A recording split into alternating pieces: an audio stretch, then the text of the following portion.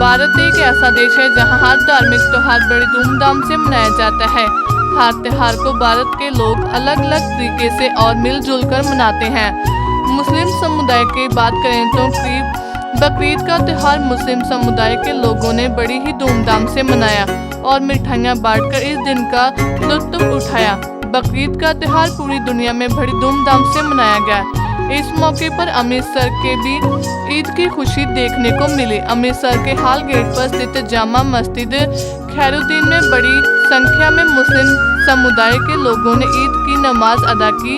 अमीर और गरीब के बीच कोई भेदभाव नहीं था, बल्कि वह एक वक़्त में खड़े होकर प्रार्थना करते थे और पूरी दुनिया को संदेश देते थे कि दुनिया में कोई बड़ा या छोटा नहीं है।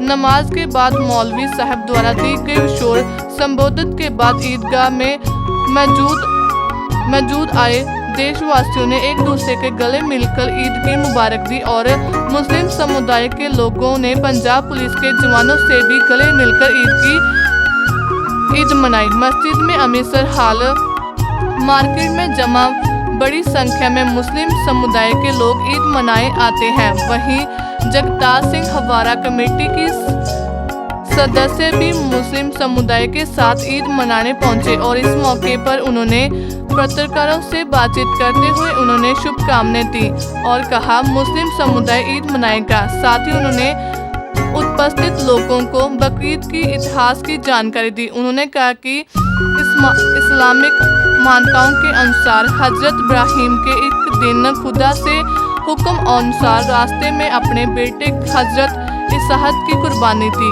ऐसा माना जाता है कि भगवान ने उनको जुनून देखने के लिए अपने बेटे की जीवन दान दे दिया। 90 साल की उम्र में हजरत इब्राहिम को एक बेटा हुआ जिसका नाम उसने हाशिम रखा था। एक दिन अल्लाह ने हजरत इब्राहिम को अपनी पसंदीदा चीज़ों की कुर्बानी देने का संदेश दिया।